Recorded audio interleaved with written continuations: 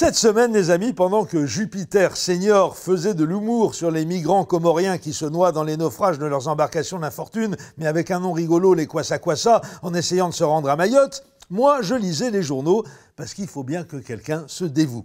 Et dans le cadre de cette mission sacrée, je fus interpellé par cette couverture du grand news magazine féministe Le Point, sur laquelle la grande figure du féminisme français, Elisabeth Badinter, lance le cri d'alarme suivant « Allez mettre une jupe dans certains quartiers ». En lisant ça, quelle ne fut pas ma perplexité. Tiens, me dis-je, voilà maintenant que Madame Badinter donne des conseils vestimentaires aux femmes. Aurait-elle décidé de lancer une rubrique mode féminine dans Le Point pour faire le pendant à celle masculine assurée par Bernard-Henri Lévy dans le même magazine, et fort passionnante ma foi, bien qu'exclusivement consacrée aux chemises blanches déboutonnables ? En fait, non. Le cri d'alarme de Madame Badinter, aller mettre une jupe dans certains quartiers, devait être interprété ainsi. Essayez donc de mettre une jupe dans certains quartiers et vous m'en direz des nouvelles. Sous-entendu, vous allez vous faire toiser, mater, harceler, siffler, interpeller, insulter, peloter, tripoter, quand ce n'est pas carrément agressé, par des gros relous agglutinés aux terrasses de bistrots interdits aux femmes et qui macèrent dans leur misère sexuelle, laquelle n'a d'égal que leur obscurantisme religieux. Alors bien sûr, vous vous posez la question, quels sont donc les certains quartiers dont parle Elisabeth Badinter ?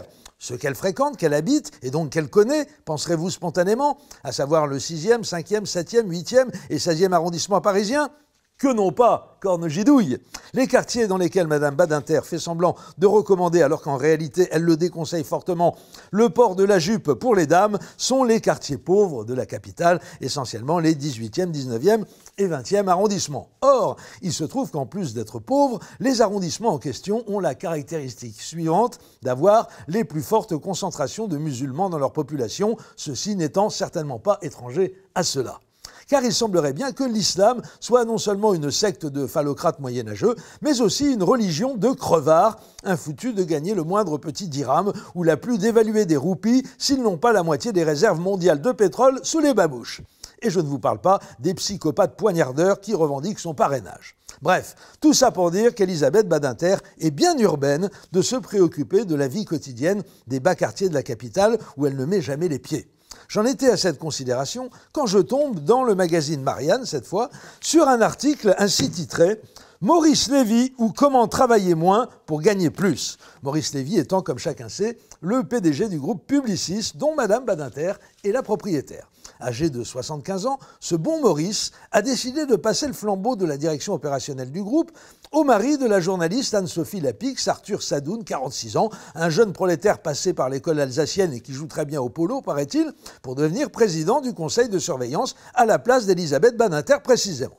Quelle est la fonction exacte d'un président du conseil de surveillance de Publicis, me direz-vous ? Eh bien, comme son nom l'indique, présider et surtout surveiller que le chèque correspondant à son jeton de présence est bien versé sur son compte chaque année.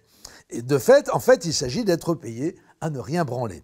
Une activité, nous raconte Marianne, qui rapportait jusqu'à présent 240 000 € bruts par an à Madame Badinter, soit des clopinettes, disons-le tout net. Rassurez-vous, l'encore PDG Maurice Lévy a ordonné que le futur retraité Maurice Lévy bénéficie d'une légère augmentation dans la rémunération de son inactivité, puisqu'il va toucher le rondelet bas de laine de 2 800 000 € par an, soit 230 000 € par mois, ce qui correspond à peu près à 190 fois le SMIC.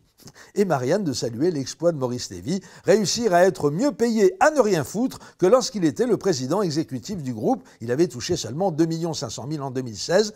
Par la grâce du capital, conclut l'hebdomadaire, il est des entreprises où le coût du non-travail dépasse celui du travail. Au passage, chère Madame Badinter, puisqu'après tout c'est vous la taulière ultime à Publicis, plutôt que de dilapider des sommes délirantes pour satisfaire la cupidité un tout petit peu obscène du futur ex-PDG du groupe, utilisez-les donc pour financer, je sais pas moi, une fondation en faveur de plus de mixité sociale dans les quartiers ghettos, par exemple. Comme ça, en traversant le quartier de la Chapelle, là aussi par exemple, et dans la tenue de votre choix, vous n'entendrez que des sifflements admiratifs. À lundi.